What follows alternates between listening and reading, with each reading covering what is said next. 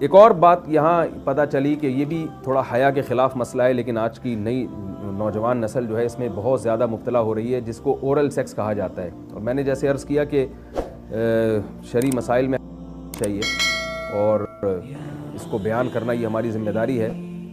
تو یہ چیز بھی انگریزی فلموں سے اور فحش فلموں سے ہماری نئی نسل میں بہت تیزی سے سرایت کر رہی ہے، اور لوگ اس بارے میں علماء سے بہت زیادہ مسائل پوچھتے ہیں، خواتین بھی پوچھتی ہیں جو اس میں مبتلا ہیں. تو اس کا بھی مسئلہ یاد رکھیں کہ اللہ تعالیٰ نے حالت حیض میں زوجہ سے ہم بستری کو حرام قرار دیا کیونکہ اس میں گندگی ہے. باپ دیکھیں کہ وہ گندگی اس درجے کی نہیں ہے جتنی اورل سیکس میں گندگی ہوتی ہے. اگر اس میں ڈسچارج ہو جائے بندہ، انسان جو ہم بستری کرنے والا ہے زوجہ سے، وہ منہ میں ڈسچارج ہو جائے تو آپ سوچیں کہ اللہ تعالیٰ شرمگاہ کو گندگی سے بچا رہے ہیں، جس کی وجہ سے حیض کی حالت میں ہم بستری کو حرام قرار دیا. تو منہ جس سے انسان کھانا کھاتا ہے، جس سے کلمہ پڑھتا ہے، اور جو انسان کے جسم میں سب سے اشرف عضو ہے، سب سے زیادہ معزز اور مکرم عضو ہے، اس میں ایسی گندگی کو ڈالنا کہاں سے جائز ہو سکتا ہے، کہاں سے حلال ہو سکتا ہے؟ تو آج بعض متجدد قسم کے لوگ جو ہے نا اس کو حلال قرار دے رہے ہیں، تو یہ بالکل غلط ہے. تو یہ بات خوب ذہن میں رکھیں کہ اورل سیکس کے ذریعے اپنی خواہش کو پورا کرنا اس طور پر کہ ڈسچارج ہو جائے انسان عورت کے منہ میں، بیوی کے منہ میں، یہ بالکل حرام ہے، بالکل ناجائز ہے.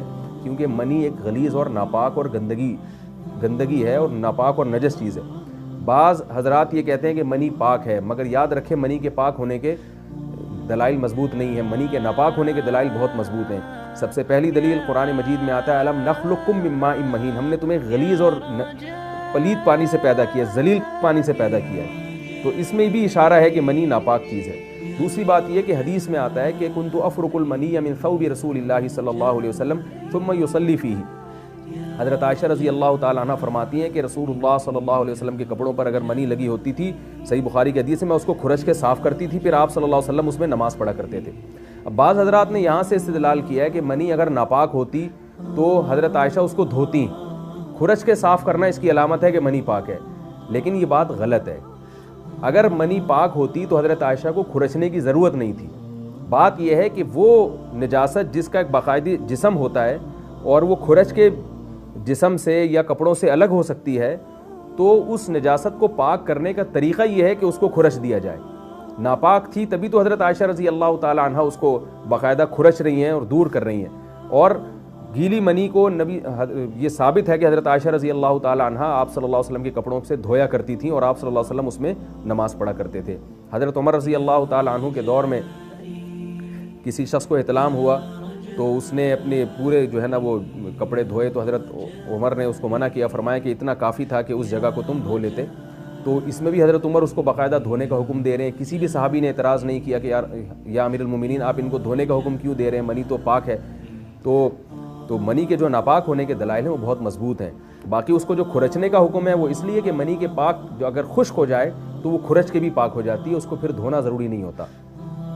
اس کی مثال ایسے جیسے حدیث میں آتا ہے، صحابہ کرام فرماتے ہیں کہ ہمارے تلواروں میں دشمن کا خون لگا ہوتا تھا تو ہم اس کو زمین پہ اچھی طرح رگڑ کے اسی کو لٹکا کے نماز پڑھتے تھے.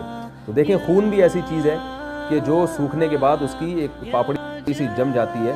تو حالانکہ خون کو بھی ناپاک مانا جاتا ہے، جمہور علماء کے یہاں خون ناپاک چیز ہے، لیکن صحابی کیا کر رہے ہیں، اس کو رگڑ کے زمین پہ اور جو اس کو اچھی طرح رگڑ کے جب اس کا اثر زائل ہو گیا تو اسی کو لٹکا کے نماز پڑھ رہے ہیں. تو جیسے خون ناپاک ہونے کے باوجود رگڑنے سے پاک ہو جاتا ہے اگر کسی ایسی چیز پہ لگا ہو جو لوہے یا ایسی سخت چیز پہ، تو ایسے ہی منی اگر کپڑوں پہ لگی ہو، خشک ہو جائے تو اس کو اچھی طرح جب کھرچ دیا جائے تو وہ پاک ہو جاتی ہے. لیکن اس سے یہ ثابت نہیں ہوتا کہ منی